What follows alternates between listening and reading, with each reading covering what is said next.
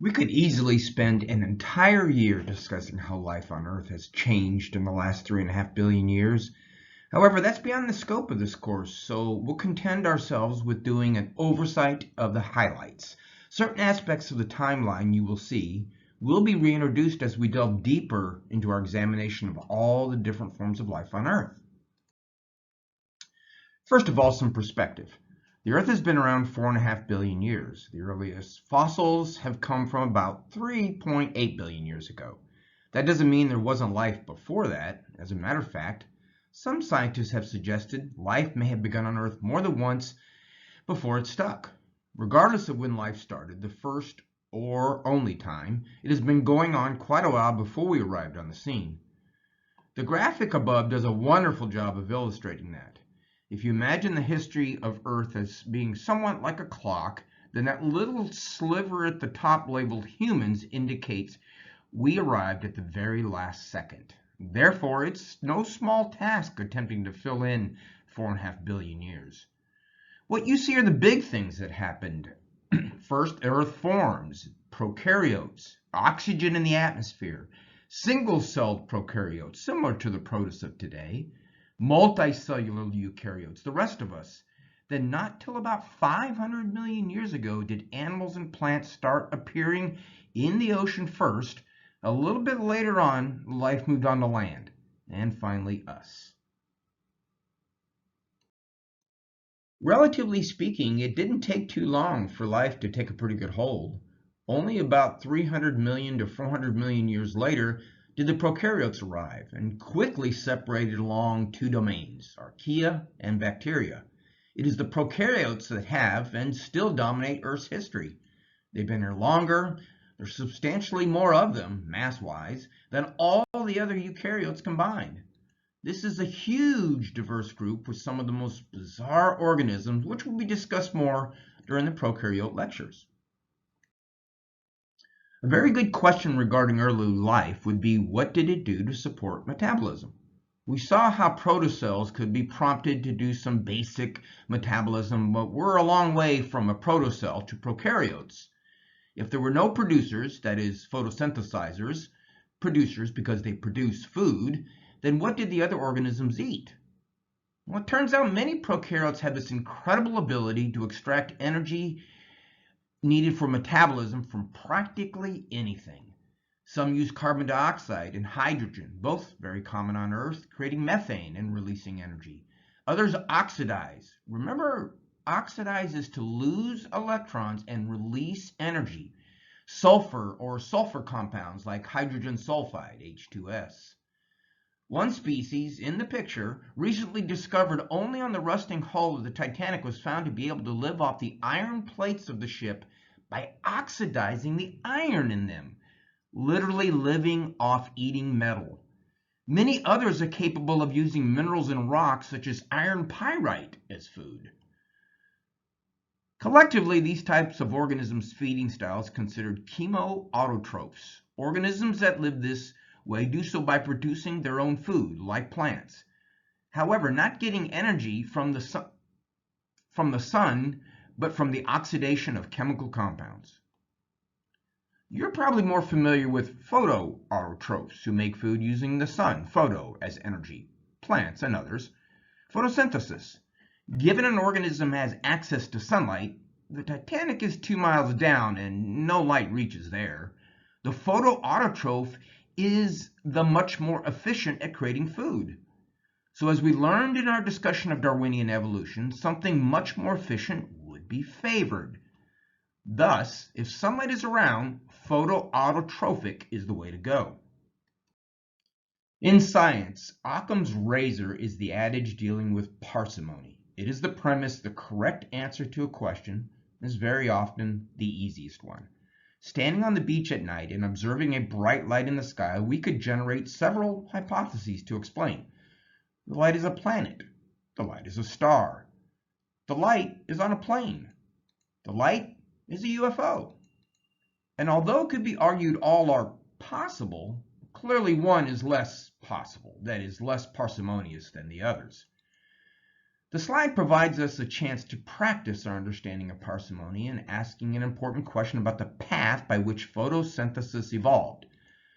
Remember, photosynthesis is a vastly complex process with a lot of moving parts and delicate coordination. Remember cyclic versus non-cyclic photophosphorylation? The question presented in the slide then asks, which is the most parsimonious or the most reasonable statement? Photosynthesis evolved many different types among diverse groups. Plants, many protists and prokaryotes can photosynthesize along the evolutionary line.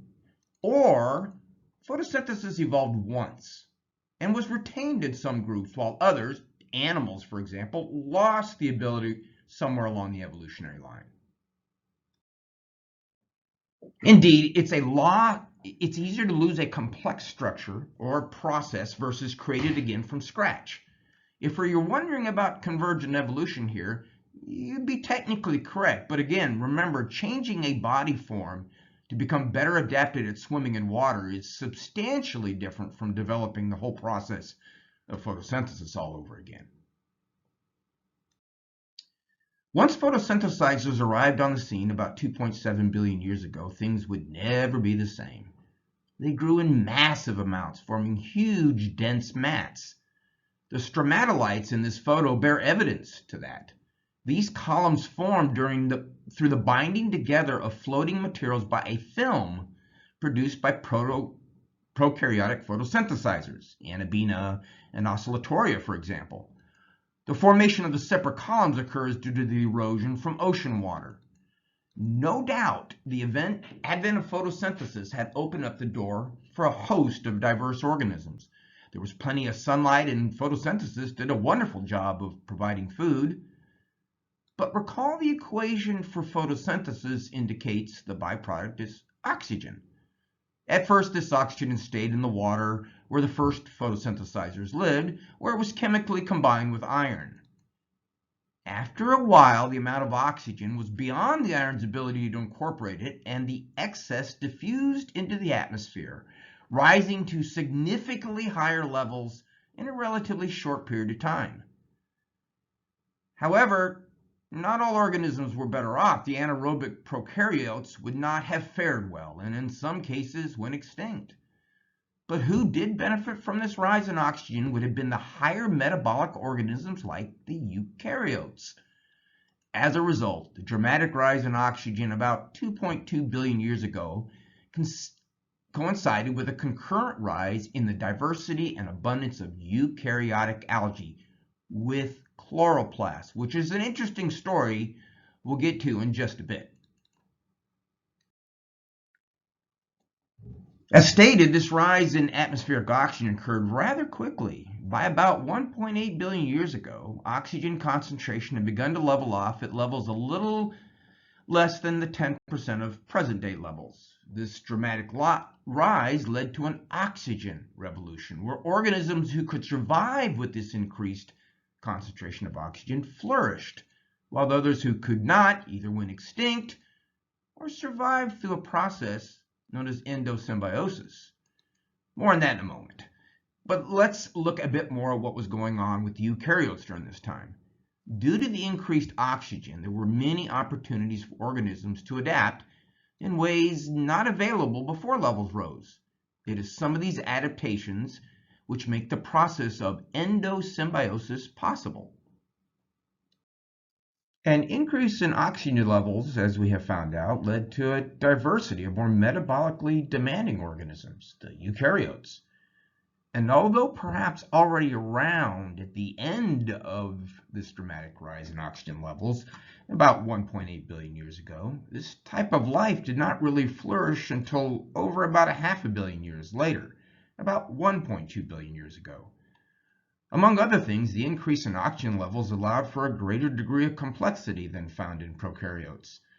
This allowed eukaryotes to develop organelles, thereby leading to an efficient way to divide up metabolic processes in a cell. But it also set the stage for the development of a complex cytoskeleton system. From Bio 1, you recall the cytoskeleton system has many components: microtubules, intermediate filaments, actin filaments, etc. and many functions: cell integrity, flagella and cilia structure, endosymbiosis. See the image on the slide. It is the ability to undergo endocytosis that brought on another major evolutionary shift for eukaryotic organisms. As the cytoskeleton system in eukaryotic cells form, these cells begin to engage in engulfing phagocytosis, pinocytosis materials. Often these materials were organic molecules or other organisms, prokaryotes, used for energy. However, the endosymbiotic theory suggests some of the materials engulfed were not destroyed, but retooled and used by the eukaryotes. In the case of the chloroplast, recall the chloroplast has several interesting features that point to an independent lifestyle at some time in the evolutionary past. For example, they have their own DNA, separate from the eukaryotic cell's nuclear DNA, and they undergo division independent of the cell and in a fashion very similar to prokaryotic reproduction by binary fission. Similar arguments exist for suggesting the mitochondria was a free-living organism as well. The theory suggests these two prokaryotes, the aerobic and the photosynthetic ones, were engulfed by an endo-eukaryotic cell. Yet, instead of consuming these, they were repurposed, and through time became the modern cell, mitochondria and chloroplast. This theory is aptly named the endosymbiotic theory, as it involved the engulfing, endo, of another organism that then begins to engage in a symbiotic relationship with the engulfing eukaryotic cells. Symbiotic relationships which occur between organisms are classified as such. The symbols in the parentheses represent the effect: plus good, minus bad, or zero or null on the two organisms in the relationship. Mutualism is a plus-plus relationship. That is, both organisms benefit from the relationship. Commensalism is a plus-null. One organism benefits and the other is neither helped nor hurt. Impredation is a plus and a minus. One benefits and the other is harmed. And that's the similar in parasitism. One benefits and the other is harmed, so it's a plus-minus.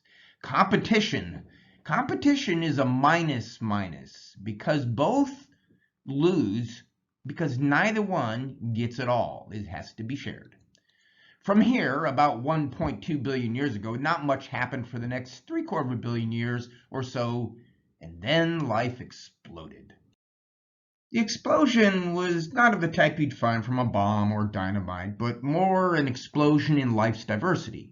At about 525 to 535 million or so years ago, the Cambrian explosion led to a relatively rapid diversification in life forms. For example, among the animal groups prior to the Cambrian explosion, there were a handful of animal types: the sponges, jellyfish and their relatives, and mollusks: clams, oysters, squid, octopus. However, in a short period of time after the explosion, most all the major animal groups arose. The Cambrian explosion caused Darwin no small amount of anxiety about his theory. Remember, he only knew evolution through natural selection at a slower, more gradual pace. In fact, one of the principal parts of his theory was the amount of time it took for organisms to evolve. However, the fossil record during the Cambrian explosion seems to poke holes in his theory. Yet if Darwin were around today, he might realize two things that may put him at ease. First, there is the idea of punctuated equilibrium, which states that sometimes the pace of evolution can be relatively fast. The other has to do with the incompleteness of the fossil record and the inaccuracy in dating fossils back during Darwin's time. As it is, modern paleontologists believe the Cambrian explosion was less an explosion and more like a long fizzle, as data indicates it lasted anywhere between 25 to 100 million years, so a very slow developing explosion. What caused the explosion was an arms race, so to speak. Oftentimes, the pace of evolution can be rapidly advanced by predation. This makes sense as the result of not adapting to a predator is extinction, so to survive, organisms would have had to change. As it turns out, further research indicates it was about this time, 500 million years ago, that predation began to exert a heavy selective pressure on those being preyed upon. as well as between predators for access to prey. Things on Earth began to move fairly quickly after the Cambrian explosion. Soon after that, plants began to move out onto land. Up to this point, no eukaryotic life form had established itself on land. Life, for the most part, was still confined to aquatic environments. But some of those aquatic environments would have been on the shoreline. So it's reasonable to expect some organism venturing out onto land. That would have been difficult for the animals to attempt at first, as there was nothing for them to eat. That is what is meant by plants creating new opportunities for everybody else. Plants not only provide food, but also shelter, as well as they can cause soil changes to occur, which may end up benefiting other species who then colonize the area, such as the diverse group of animals known as the arthropods. But just like plants providing opportunities or assistance or for other organisms attempting to stake their claim on land, plants moving out onto land initially had some help. Mycorrhizae is a symbiotic mutualism plus relationship between a fungus, mycorrhizae, and the roots of plants. We will study mycorrhizae more in the fungus chapters, but without this symbiotic fungus, plants could not have colonized land the way they did. The importance of mycorrhizae to plants is still evident today, as about 90% of all vascular plants have these symbiotic fungi growing amongst their roots. Overall, though, one of the most prevailing environmental challenges for any organism moving out of water onto land was desiccation. Land-dwelling organisms must adapt ways to survive this drying environment. And one of the adaptations plants evolved was a waterproof coating on their leaves, which limits water loss. From this point, life progressed merry along on Earth. It flourished, species diversity and abundance increased, and everyone lived happily ever after. Or maybe not. Although life seems to always find a way to continue, there have been times in the past when a good chunk of it on Earth was wiped out. Scientists recognize 5 past extinction events, 6 if you consider the present global decline in species diversity and numbers another extinction event. We will discuss 2 of them. The Permian extinction, which occurred about 251 million years ago, and the Cretaceous extinction, which occurred about 65.5 million years ago. The Permian extinction was huge as it regards what it wiped out. In just about 5 million years, which is quite fast, the Earth lost almost all its marine species and about 1/3 of its insect orders. And that's a loss of a lot of diversity as far as marine species goes, and insects, of course, are a major part of any ecosystem, then as well as now. To lose 30% of them would most likely devastate an ecosystem, and the fact it happened so fast does not help, as it provides little time for adaptation. The chief reasons cited for the cause of this massive event were global in nature. The first involved the drifting of the continental plates, and the second speaks to volcanic activity, the likes of which humans have never seen. First, let's return to Pangaea. As we all are probably aware, the Earth's crust is broken into several plates, which float on top a molten mass of rock known as magma. The dark lines in the slide indicate plate boundaries, and arrows point the way the plates are drifting. So the Atlantic Ocean spreading at the mid-Atlantic ridge is causing the ocean to get wider, while the Pacific Ocean is getting narrower. By fractions of a centimeter, these plates move, but over long periods of time, millions or billions of years, that's a lot of centimeters. We're going back before the plates are where they are now, back to about 250 million years ago, when the plates converged into one large single continent, Pangaea. Prior to Pangaea, there were many little blobs of land on the surface of the oceans. As time went on, these blobs grew and began to merge. The merging resulted in Pangaea.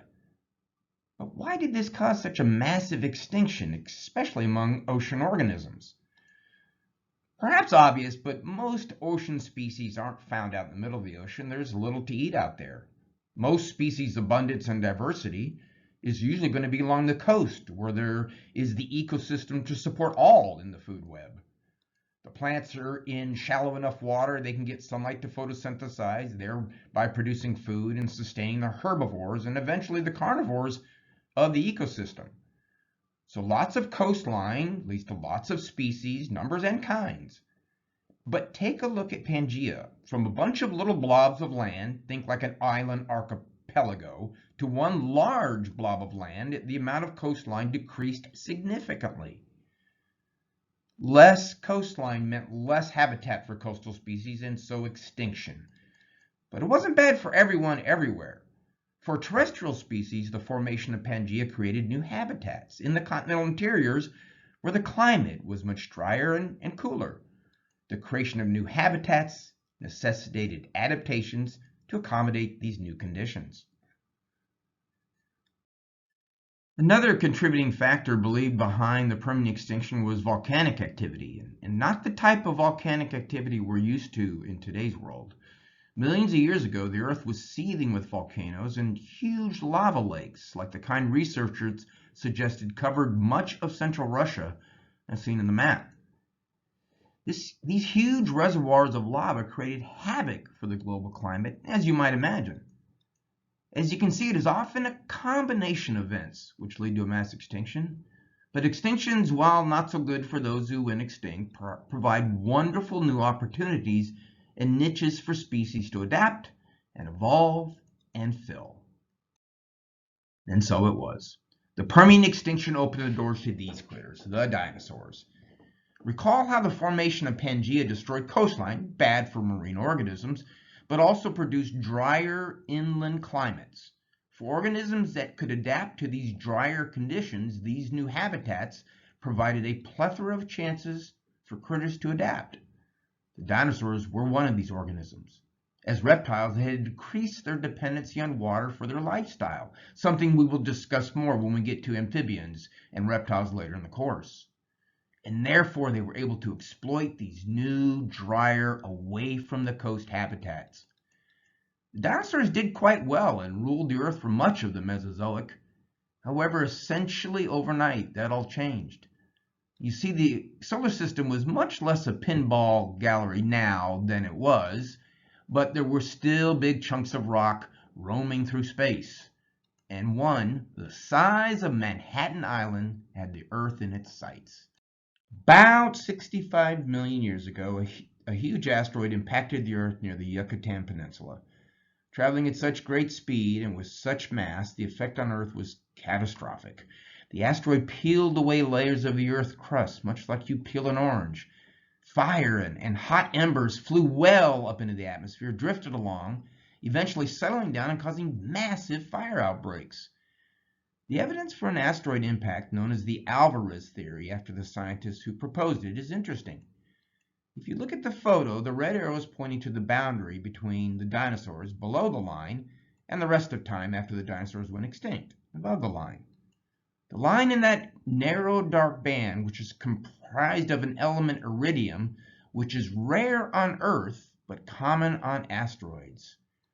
The line is found at the same level all over the world, suggesting the amount of material thrown up in the atmosphere was enough to settle back down all over the Earth.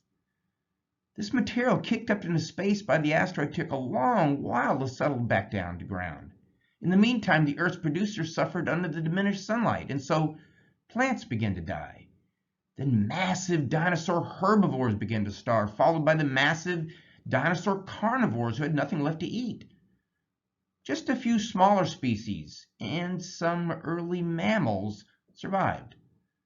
But as before the Permian extinction, the disappearance of the dinosaurs opened the world up for new adaptations and possible evolution of new species. With the dinosaurs gone and that environmental pressure lifted, species were free to adapt and radiate throughout all the habitats left behind. And so, starting before but picking up considerable steam afterwards, many groups of animals, including mammals as depicted here, underwent adaptive radiations, resulting in an increase in species diversity and began to populate other habitats. Among the mammals, it was the eutherian mammals which benefited the most as their species diversity grew rapidly after about 65 million years.